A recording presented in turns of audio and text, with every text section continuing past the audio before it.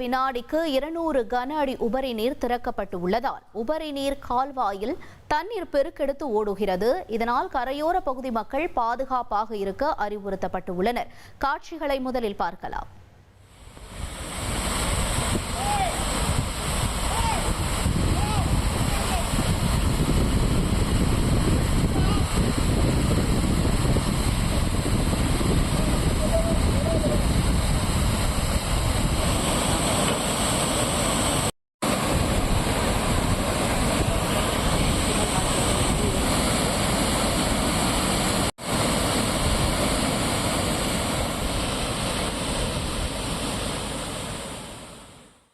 கூடுதல் விவரங்களை செய்தியாளர் பாஸ்கர் வழங்கிட நாம் கேட்கலாம். பாஸ்கர் வணக்கம். தற்பொழுது புழல் ஏரியினுடைய நீரிருப்பு தொடர்பான தகவல் என்னவாக இருக்கிறது? மேலும் விவரங்களை பதிவு செய்யுங்க. சென்னைக்கு குடிநீர் வழங்கும் புழல் ஏரியில் முக்கிய பங்கு வகிக்கிறது. 3300 மில்லியன் கன அடி கொள்ளவு கொண்ட புழல் ஏரி வடகிழக்கு பருவமழை தொடர்ச்சியாக முன்பே வேகமாக நெருங்கி வருகிறது.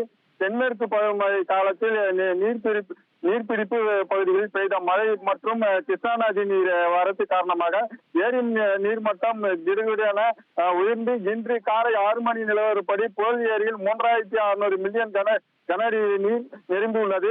அதாவது 21 அடி ஆழம் கொண்ட இந்த புழல் ஏரியில் நீர்மட்டம் 20 அடியாக உள்ளது. ஏரிக்கு வினாடிக்கு 325 கன அடி நீர் வந்து கொண்டிருக்கிறது. சென்னை குடிநீருக்காக 184 கன அடி தண்ணீர் திறக்கப்பட்டு வருகிறது.